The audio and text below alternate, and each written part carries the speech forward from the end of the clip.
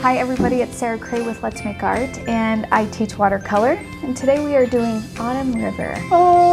This is a great project. We're going to do lots of colors, values, wet on wet technique. I'm so excited to jump into it. We will be doing this project in 6 steps. Oh, and Keenan's here working the cameras. Oh, by the way. Oh, by the way.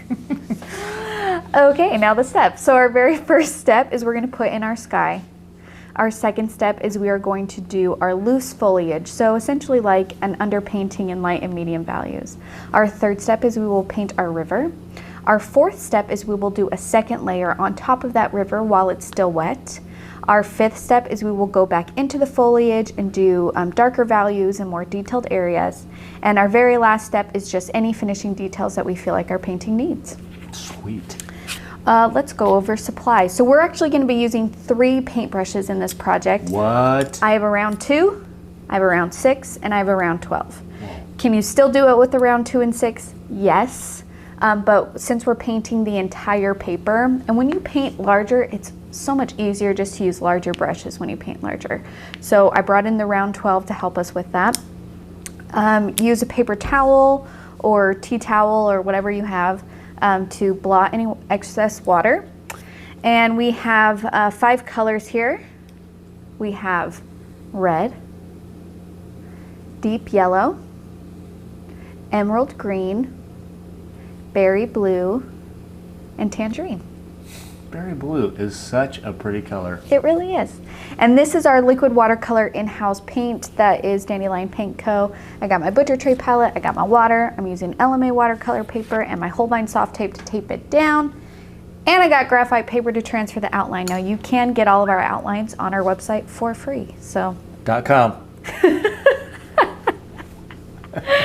Okay, we're going to trace our outline and then do our oath and then get to painting. So I taped my outline down to my paper, and you might be thinking, what is this?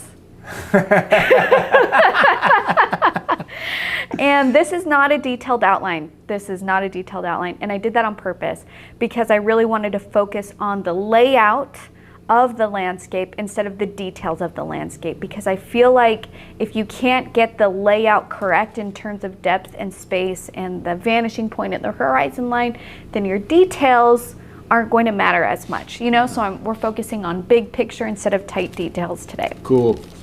So I've already taped my paper down, and then I taped my outline to my watercolor paper. I'm going to take my graphite paper and do dark shiny side down, and then I'm going to take a pen or a pencil and just follow the outline. Any mark you make on your paper will be transferred to your watercolor paper.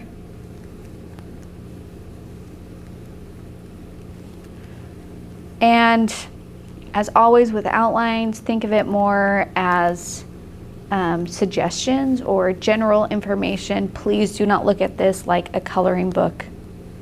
We want smooth transitions. Okay. That's it. And of course, a lot of you guys, well, I've seen in the Facebook group that some of you guys really don't like graphite paper. Totally understand. It's a simple way to transfer an image, but there are definitely other ways people like to use light boxes and windows and projectors and just draw it.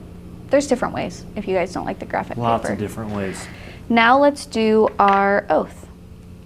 So if you can raise your right hand and repeat after me. I promise to be kind to myself. I promise to be kind to myself. I promise not to compare my work. I promise not to compare my work. And I promise to have fun. And I promise to have fun.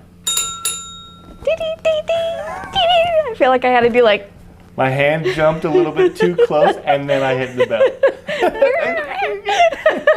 Glitch. It's a glitch in the Matrix. That's how you know I'm a robot. Okay. That's how you know the bell controls Sarah, not the other way around. The bell is actually...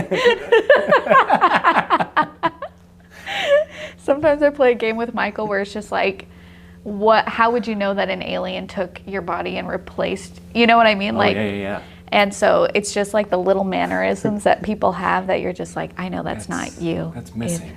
Yeah. You're slightly more graceful today. That's what I would get. Like, hey, calm.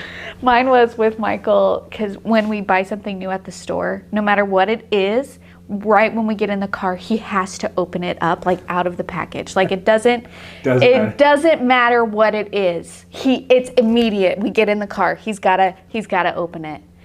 And I said, if he did not do that, that's how I would know that an alien replaced him. So it's just kind of It'd actually be a really great prank to pull on like April 1st, just completely act like somebody different. Yeah. That'd be amazing. All day long, like, what is happening? Buy like 4 new things. Yes. Michael doesn't open it. Okay, well, thanks for that commercial break. Now let's get back to painting. So we are going to start with our very first step, and that is putting in our sky. So for our sky, I just did a gray wash. We're going to start with the darker value that goes to a lighter value. So let's start with mixing gray. I have all my colors here on the palette. As you can see, my table they all bled together, but that's fine with me because I'm going to be mixing a lot of colors anyway. So let's try and get a gray. So I'm going to start with berry blue. And the opposite of blue is orange, so I'm going to grab a little bit of orange. And that desaturates my blue into a gray. And I'll bring this closer. I'm going to add some water to it. And like grays are a really interesting color because grays can have secondary colors underneath them. So sometimes grays can have blue undertones or green undertones or warm undertones. Like there's different undertones that you can get even with neutral colors. So when it comes to color mixing, I would say just go for personal preference. I like that this has a bluish undertone. I feel like it's going to match the river well. So I feel good about this color. I'm going to stick with it. If you guys want to mix in other colors to see what other types of grays that you can get, go for it. So I have my gray. I'm going to get my round 6 wet, hit it off the side of the cup, and then I want to work fairly quickly here. I'm just gonna broad brush stroke, so I'm using the side of my brush and working quickly. I'm grabbing water as I go. And it's okay if I paint over the foliage because that's gonna be a darker value anyway. So this is all nice and wet. And while it's all nice and wet, I'm gonna grab one more swoop of color.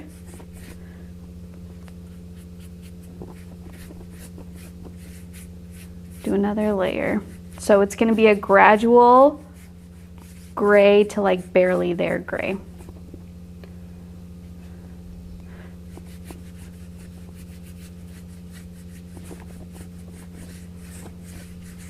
And it's just smooth. I'm not doing clouds or anything. Just a smooth wash. That's it. That's step 1. Wow. Yeah. Okay, now we're going to go into step 2.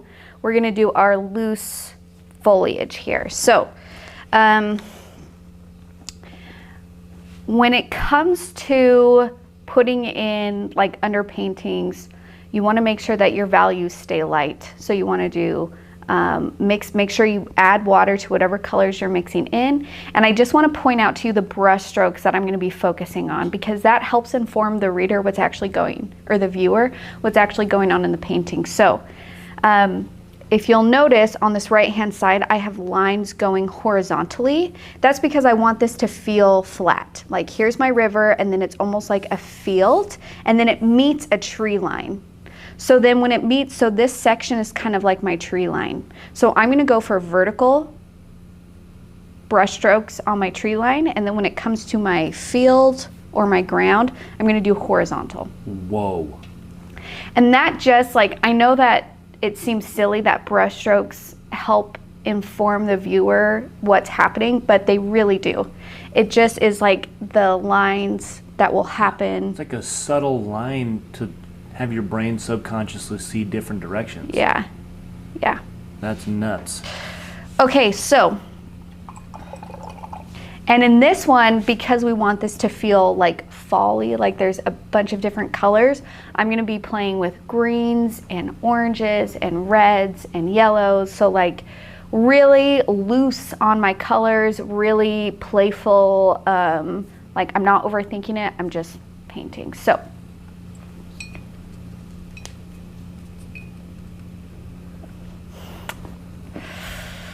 Do you want to do something a little bit like edgy? What? Yes. Okay. So I painted over my pencil line here with my sky, and it's still a little bit wet. And when you paint wet on something wet, it can bleed. Yes.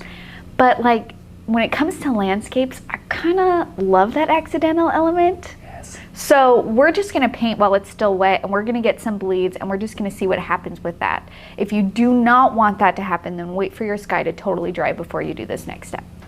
Okay, so I'm gonna grab some yellow and some emerald green.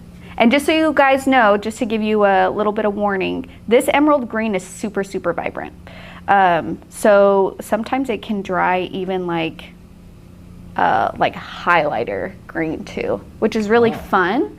But I just want you to be aware if you're like, why does it look like highlighter? How did this happen? Yeah, that's why. Okay, so I mixed emerald, blue, red, yellow all together to get this kind of like muddy green.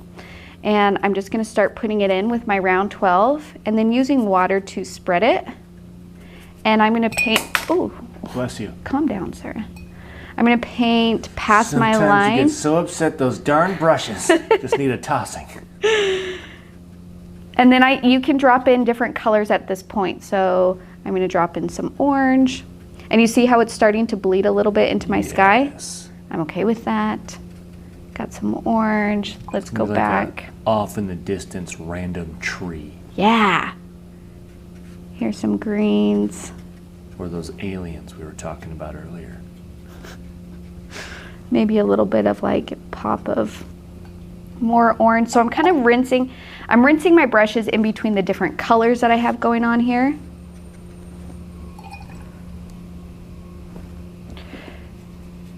And then I'm also using water just to kind of spread out the colors. So sometimes I'll lay a color down. That looks really cool. Doesn't that look cool? Yes. Now when we get to this right-hand side, sorry, I'm going to drop in some darker green. And now let's go for some yellow. And then when I get all the way to this chunk on my right-hand side, I'm actually going to be a little bit more mindful about this because I want to leave some white spaces. So I'm going to take red. I'm going to get some fresh yellow that hasn't been mixed in yet.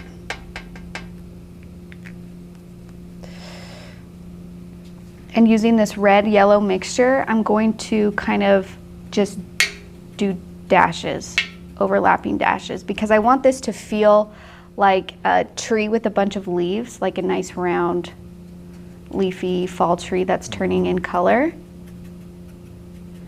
And so I want there to be white spaces. So I'm not paying too much attention to my brush marks. I just want to make sure that I'm lifting up my brush and letting some light in to this tree. Okay? And now we're gonna do our actual ground on the right-hand side. So I'm just gonna, still using my round 12, do horizontal brush strokes. And then don't be afraid to grab some of that color and just kind of drop it in. Because we've got some fallen leaves on the ground. We got fallen leaves, we got dead grass. You know, like we got a lot of different stuff going on. Animals eat here. Who knows what we got in the grass?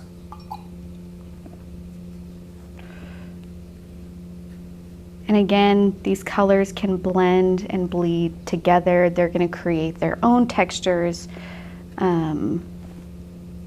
own, I don't know, little sections, and we're going to embrace them. This is a loose painting here.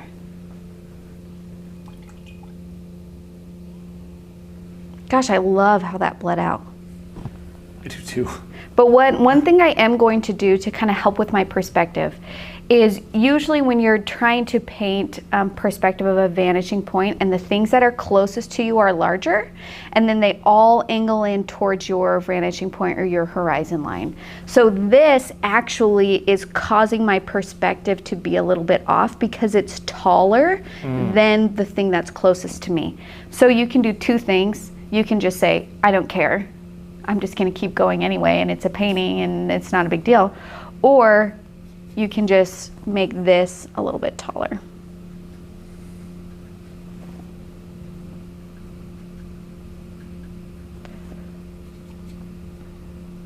Cool. There we go. Okay, now I'm going to do the ground on my right hand side, horizontal strokes.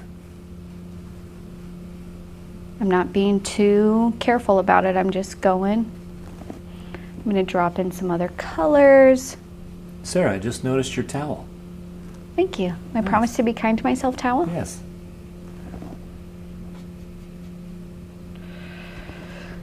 And let's get some yellow in here. The wonderful thing about a butcher tray is how easy it is to mix.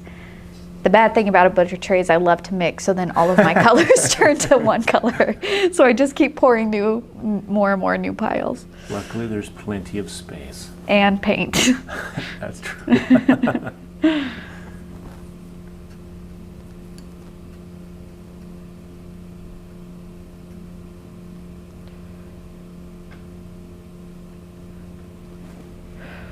Okay, so already, hopefully we have this feeling of there's a ground, there is like movement going further, because we start it wide and then it gets smaller as it goes back, which is true for depth and space and perspective. And then we have our trees on both hand sides who are coming out and then falling back in. Okay, so hopefully, even though this painting is really loose and there's not a lot of form to it, there should be a slight sense of space and depth just by the brush strokes and the angles that we have painted in. Okay, now we are going to move on to our river. So one thing that I am going to do when I paint my river is I'm going to leave a thin white line between my field and the water, and that's because I don't want those colors to blend and mix. If they do blend and mix, it's not the end of the world, because like it's possible that these colors would actually be reflected in the water. But for me, I just wanted to make, like, I wanted the shadow to be, like this dark to be the shadow of the tree line. I didn't want to put any color in the water. So that's why I kept it that way. But this is, of course, your painting and you're the artist, so you guys can make those decisions for you. Okay, so I'm actually going to switch this around and get some new color on here. Looks like you already have some green. Yes. On that end. Yep, it decided to go all the way down. Oh no. Oh no. Oh my gosh. It's okay. All right, and let's get some red.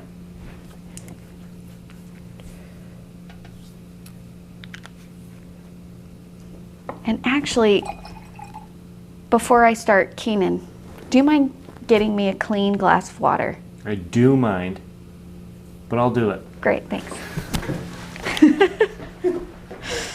So when you do this water section, because if you looked at my paint water, it was green, which isn't a huge deal when we're painting green things, but because I wanted, like, there is going to be a section of like barely their color here. So if I had dark water, that would have a green tint to it. So, and really, it's always good to have 2 cups of water when you paint, one to rinse your cool colors and one to rinse your warm colors. I've tried that, I really have. I just get so into the painting that I never actually separate the colors. I just like go for the nearest jar when rinsing. What if, hear me out, you have 2 palettes, 2 cups, one on either side. Okay. So then you go for blue and you're like, oh, blue's over here. Okay. Seems like a lot of palettes. I still won't do it. I just know myself, I won't do it. It won't work. It won't work. Rinse, new color. Okay, so I'm rinsing my round 12 in this. I'm still using my round 12. I'm gonna grab my berry blue and I'm gonna grab some red. Ooh, look at that purple color. I'm gonna grab more berry blue. And this is like a super vibrant purple. We're gonna tone it down a little bit You can use straight purple to paint your water, but let's desaturate this guy. So I'm gonna grab some orange.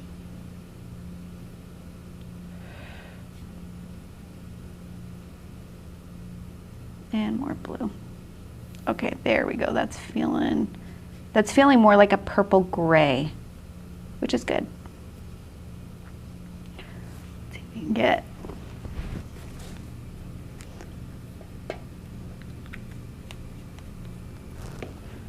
Do one more swipe of orange.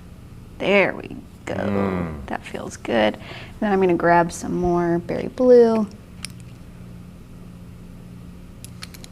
just to have that to swoop in. There, that feels good. Okay, so I'm gonna start, so I have my color mix, and then I'm gonna rinse my brush because I'm gonna use just water to paint in my river. And remember, I'm trying to leave a thin white line.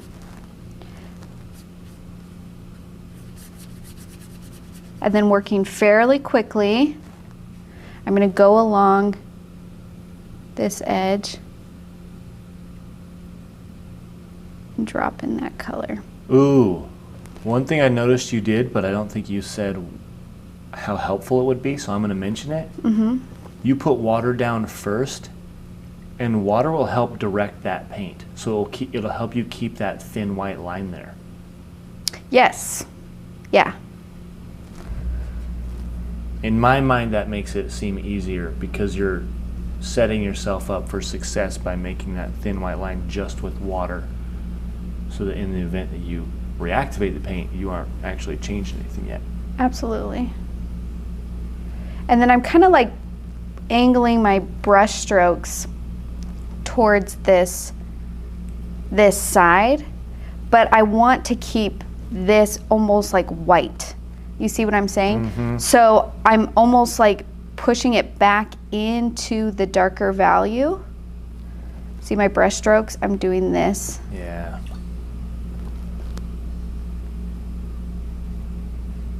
Okay, so there's my first layer of river, and then now we're gonna immediately, while it's still wet like this, I'm gonna go in and do another layer when it's nice and wet, because when you do wet on wet, I've noticed that as long as the layer is thin, like a thin layer of water, the color stays darker. Oh, I mixed too much red in there, so I gotta. So you see how when I dropped in that second layer, it's much darker than that first go? Yeah.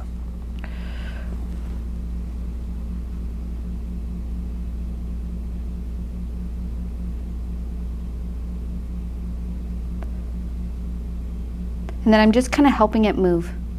Being like, come on, little fella.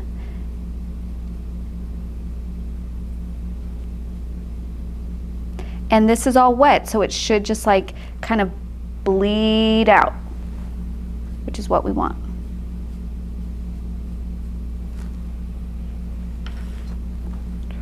That looks sweet. Then I'm gonna rinse, and even if you want to like help soften it just a little bit, you can. And you can adjust the direction of your brush strokes in whatever way you need to.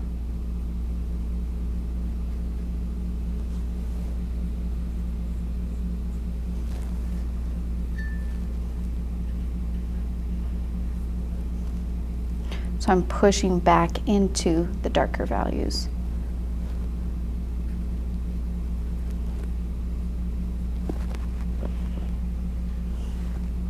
That's cool looking. Kind of looks like it's falling into that white paper. Yeah.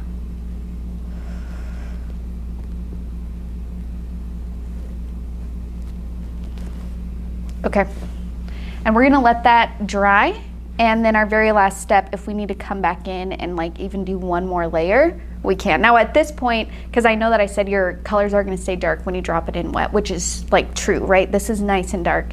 If I were to do another layer, I don't think that it would actually stay dark. I think that it would evenly disperse among the water and not get any darker than the value that I currently have. So one thing is with watercolor, no matter what, when your layer is dry, your values lighten. That's just the nature of watercolor in general. So what I'm going to do is, I feel good about the dark values that I have right here. I'm gonna let this dry, and then maybe seeing how it is when it's dry will help determine, do I need to do one more layer on top of that, or is it good? Okay, so we're gonna leave it. We're gonna leave it for a second. And we're going to go into step 5, and this is gonna take a little bit longer actually, and this is where we're gonna put in all of our trees. Sweet. Okay, so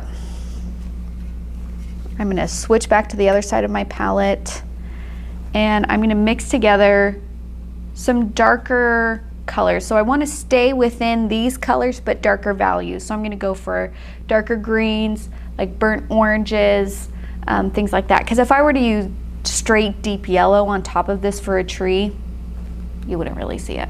That wouldn't come out. So you got to make sure when you're painting on top of watercolor that your layer is a darker value than what you're painting on, so you can see it.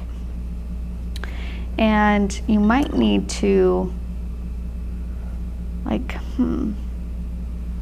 this is what I'm going to do. Because I got a bunch of different colors going on, but they're all mixing to brown.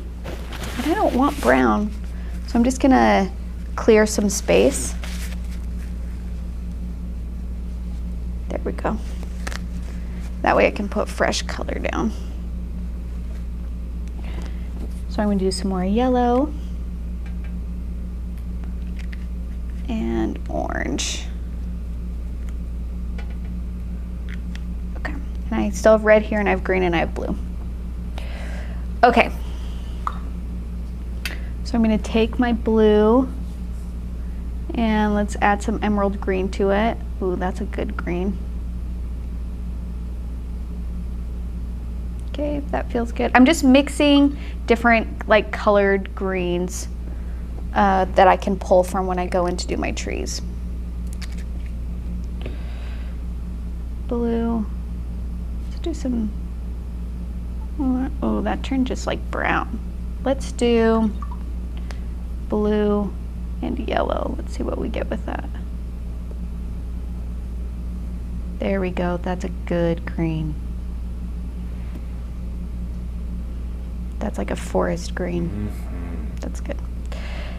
And maybe also like a dark orange, so I can grab that. Okay, so I have some darker values. And now, when I do my first couple trees, I'm gonna use my 12, and then I'm gonna switch to my 6 and my 2 when I get into the smaller areas. So whenever you're doing landscapes, you need to remember the objects that are closest to you are larger, and as the objects move away in space, they get smaller. So let's grab some of this green. And I'm gonna just go ahead, you wanna make sure that your painting is dry. And I'm gonna start putting in some trunks.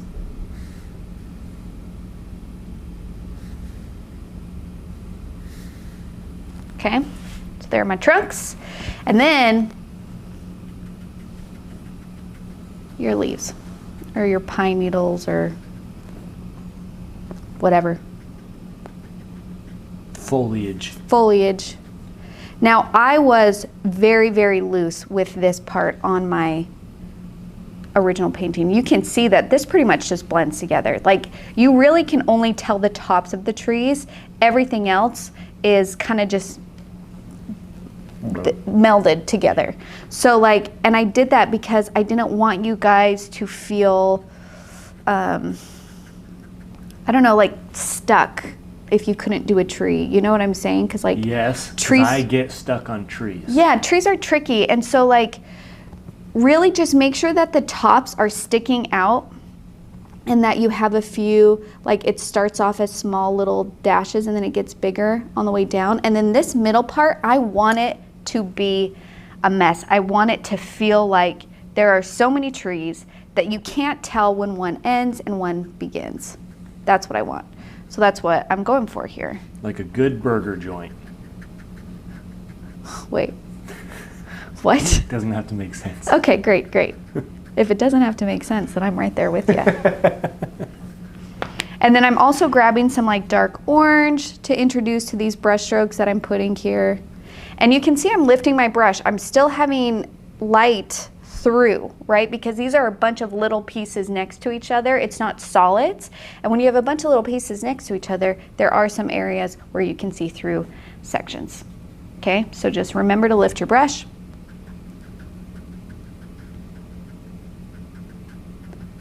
So I'm basically using my round 12 for like this thicker section where you can't really tell what's going on.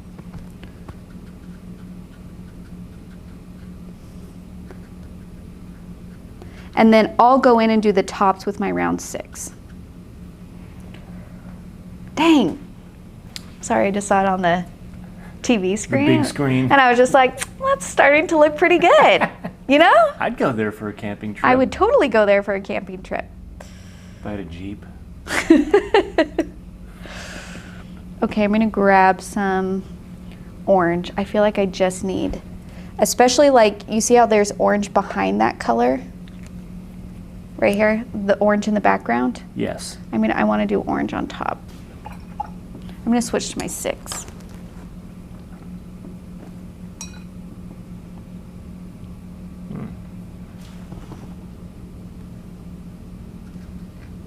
But it's not staying as dark, so I'm gonna mix some green in there with it.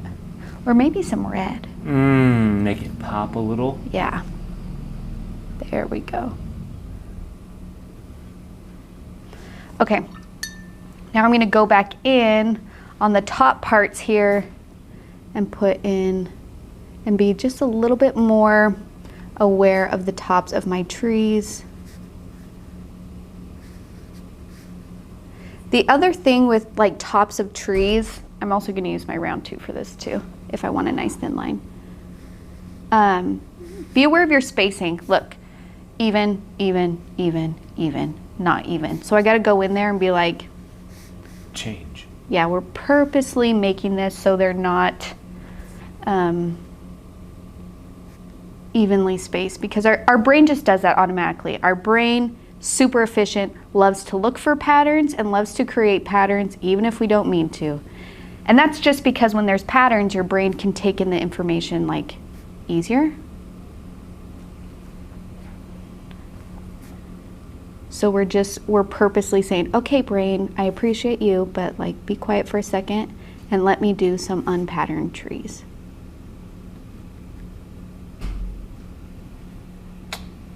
That's nice.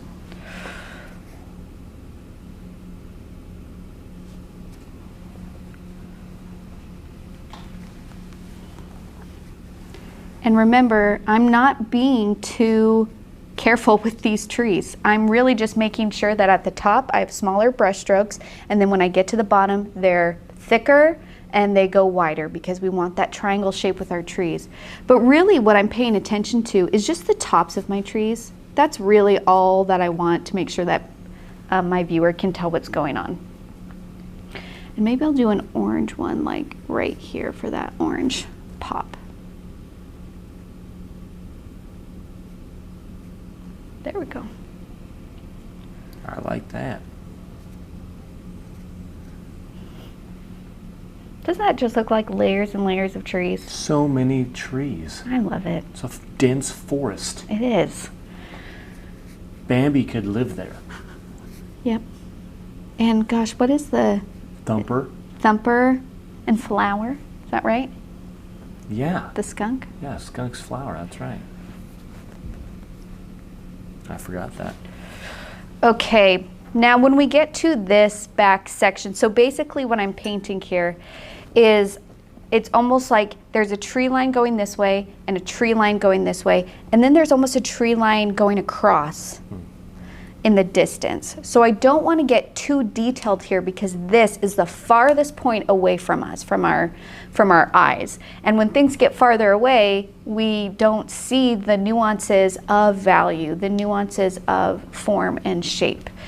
So we're going for more loose and suggestive here, because if we make this too big and too detailed, then like it automatically brings it up to the front visually within a painting. So got it.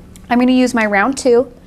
And I do want to do some darker values, so I'm just going to like kind of put some darker values in here, mostly towards the bottom, and then just pulling those darker values to the top, pulling them out, and just doing a couple like hints of trees.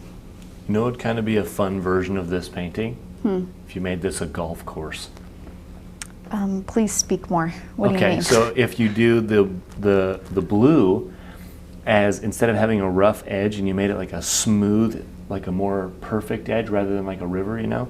And then you made it green, and on the end of it, the distance, you had a golf tee flag. Okay, up, right? Okay.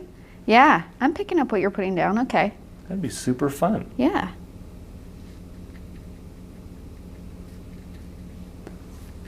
So it's just like smaller little hints of trees. And maybe even like, honestly, I'm looking at this and maybe even this guy got a little too, I'm gonna lift that.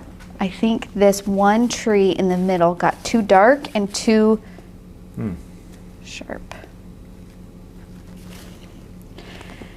And you might be like, I don't understand why you're doing this. Let me try and explain it. You have to think about the relationship of the size of things next to each other within this world that you're painting. So if the very top of my tree that's supposed to be super far away is as big as the one that's supposed to be close to me, that means in this world, if I go to this tree is huge. Like it would be Ginormous. huge. It would be like the largest tree in the world, okay? So I have to think, the objects that are closest to me, how big am I actually painting those? And then and we're focusing on the tops of the trees here, and if these tops of trees are the same size to this thing that's super far away, then those proportions don't make sense in the world. Does that? 100%. Okay. Because I was gonna say that tree must be ginormous. Must be ginormous. So like pay attention to things like that. So what I'm going to do is I'm actually just going to smooth this out, because we shouldn't be able to see such a tight, like the top of a tree that's big compared to this. So I'm just going to kind of mess that up and blend it out. Really, we would just see like this. Like it's just like soft, blended together. We can kind of see the overall shape, but not really. And this is also why I love watercolor, right? Is because if you put something down, you're like, oh shoot, blend it out. Oh, too dark? Let me just add a touch of water/paper towel. Yeah, it's fine. Fixed. Okay, that feels so much better. Doesn't that look more realistic? And then I gotta mess up these orange ones too. I mean, if I'm being honest, had you not pointed out that tree, I wouldn't have noticed it. But now I will. Yeah. Now you'll kind of understand why I do the things that I do. But the other like wonderful, gorgeous thing about art and painting is I could have explained that whole thing to you and been like, this is why I made this decision. And you could have been like, so what, I don't care, I like this tree silhouette. And that's like, okay, because it's your painting. You can do that. It's so great. I love being able to tell someone something and then be like, but guess what? You don't have to listen to me at all. Like, I'm not even right. Like, I'm just showing you what I'm doing. I feel like there's so much freedom in that. It's not as stressful to me. It's very helpful too, though. Yeah. Because what you see, we may not be able to see, so that's nice. Okay, so I'm gonna do the same thing on the right-hand side, but on this right-hand side, like, I kind of wanted this to feel like grass, bushes, and trees. So this one, it kind of just feels like a bunch of trees, like all together. This one, I wanted it to be like, yeah, there's so much going on. You're like, is that grass? Is that a field? Are those bushes? Is that a tree? Are they baby trees? I don't know. I don't know, Is it a plane? Is it a bird? So when it came to like these sections down here, grab some, where's some orange?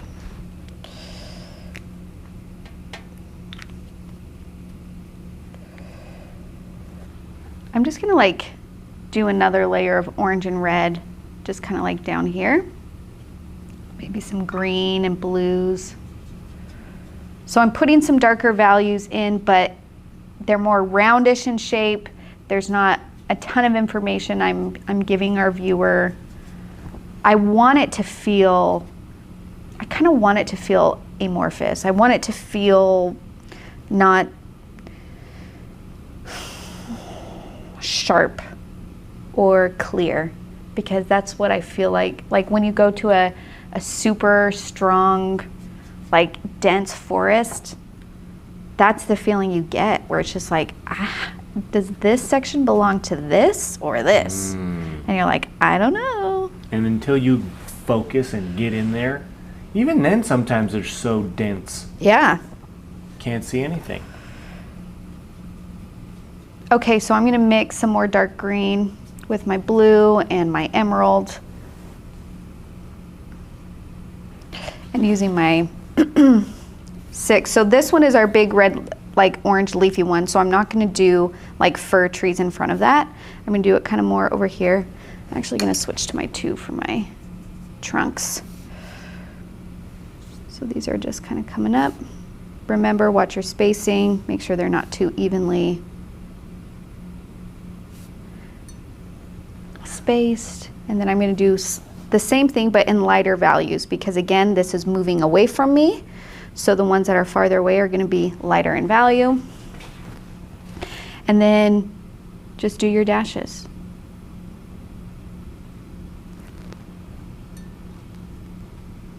That is a cool tree.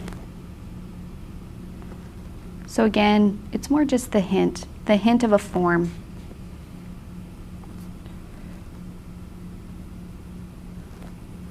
So if you've watched like our wilderness tutorial, I mean, I've done tree silhouettes in the galaxy, in, I'm trying to think of whatever one, the wilderness, the sunset mountains, the,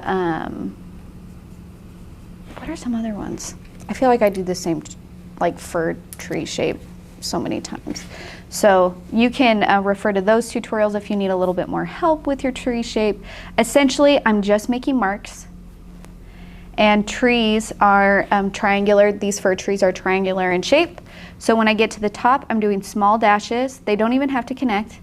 And then as I work my way down, my dashes get thicker and they go out wider.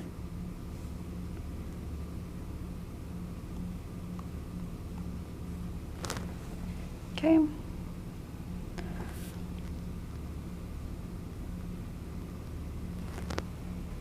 That feels pretty good. And now what I'm going to do, because I don't want to just ignore this like orange blob, this one needs to have sharpness and detail and different values as well, because this is close to us. So I'm going to get some red in my round 2.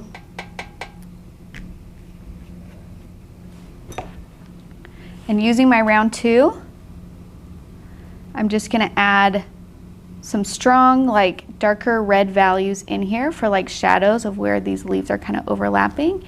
And then when I get to the very edge of this like orange form or shape, I'm going to do smaller red brush strokes outside of it. Kind of like, yes, this is the edge.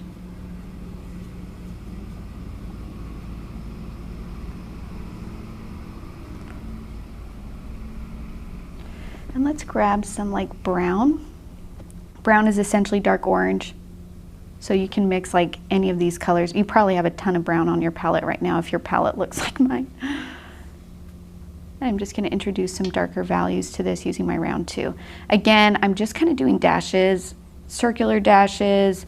I'm not being too particular about the actual shape. I just want to make it clear that there are smaller pieces within this thing. Why are you smiling, Kanan? No reason. Why are you happy? Why are you here? Why? Do you need to be here, really? Do you have silent snacks over there? The answer is no. I do not have silent snacks because they were not shared. Yeah, I have those still in my desk drawer.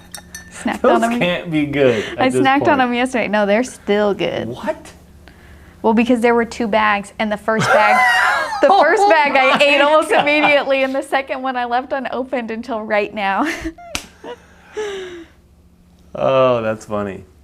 Okay, the other thing that I want to tell you guys is, you know, our brains making patterns. So even when you're doing these small little sections within this tree, it's possible that you're making the same size brush stroke. So I like to go in there when I notice that I'm doing it and just kind of like mess it up. Similar to our loose autumn leaves tutorial, just kind of mess it up. Okay? Okay. All right. Now we got to address the ground. And so you can use your round 6 or your round 12 for this. Basically, I just want there to be, like, where this tree line meets this grass, I want there to be a dark value, and I'm going to do horizontal strokes like this. And that's basically me saying, like, these trees are casting a shadow on the ground, and then they can blend out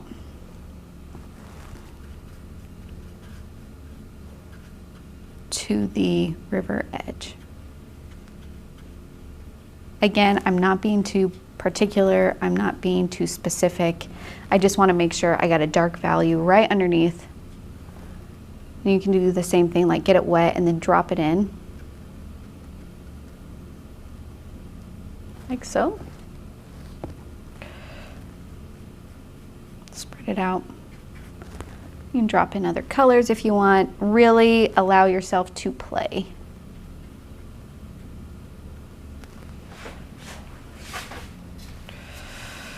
Okay, and then on this side where this, same thing, where this kind of field meets this tree bush line, I want to do a darker value. This one I'm not going to go as dark as my left-hand side, so I'm doing a darker value right on that edge, and then I'm just going to take water and kind of swoop it out.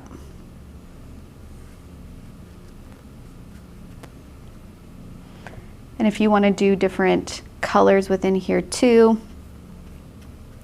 feel free to. This is your painting.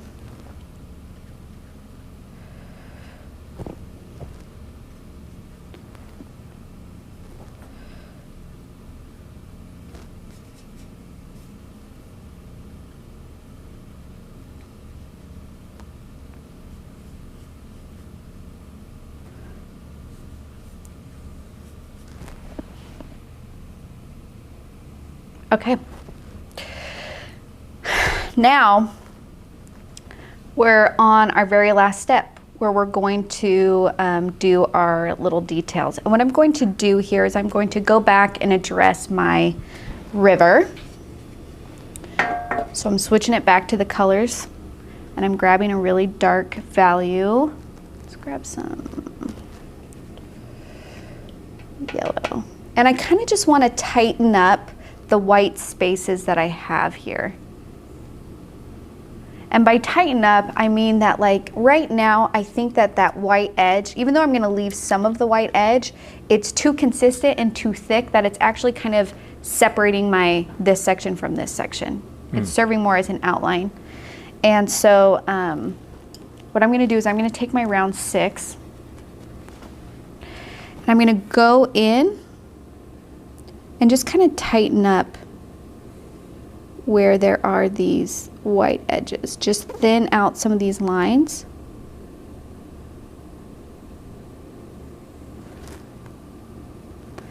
And if you want to add a little bit of a darker value right on that shoreline, it's serving both purposes. Now, because this river is wet, it's not going to bleed out as nicely as it did when we first did our first layer of dark value, but it at least can give you that, like, sharper edge. River is wet or dry?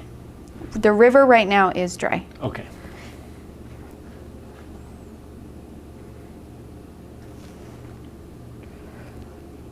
I'm just kind of like pulling that dark value out just a little bit, really emphasizing the shadow that is cast on this river by these trees.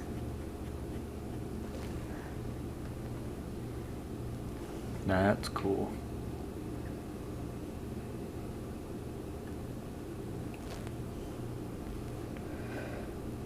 here. And then on this right-hand side, I want to keep this glare, but I do want it to be clear that like there's a river and then it goes to like a grass. So I want to do a darker value right along this edge. So I'm going to grab like a dark brown and just kind of follow this river edge line here. And then I'm going to swoop it into my painting. There we go.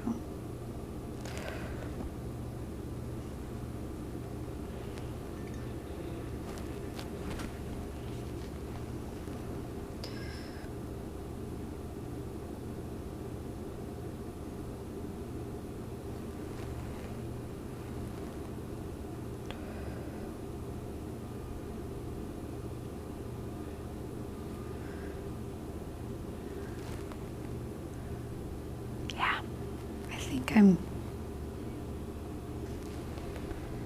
good. That looks awesome. Isn't that fun? Yes. That was such a quick painting too, you know, it wasn't, and you can even go in like, now that my trees have dried a little bit more, I can see the different like forms and shape, and you can even go in and drop in some like darker values here and there. Who knew that this paper just had this painting chilling on it? Just had to uncover it with water.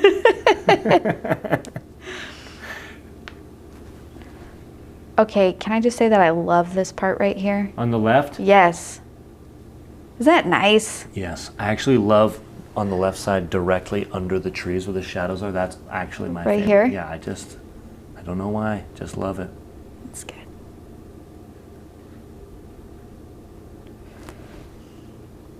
Yeah. All right. Should we take off our tape?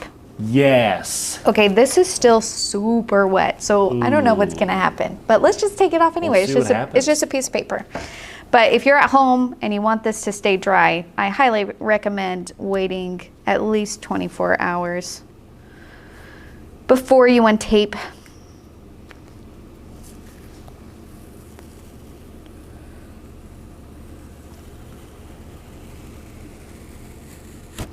Wow. Beautiful. And I'm actually, it's so wet right here that I'm just going to lift a little bit of that color off that edge.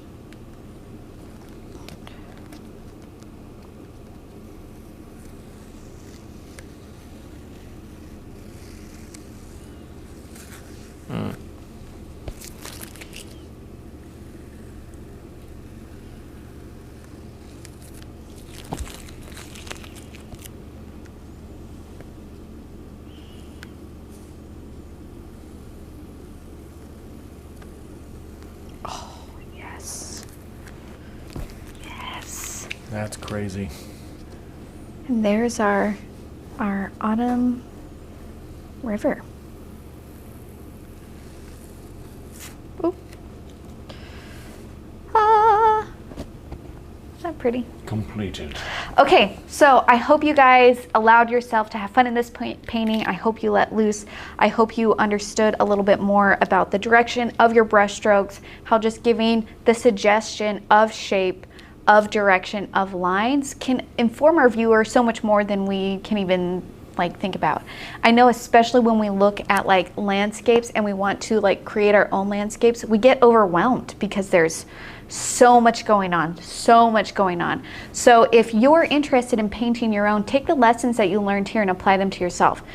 Look at a landscape, look at the direction, look at the overall shapes, look at the lines and the perspective, and then look at the values.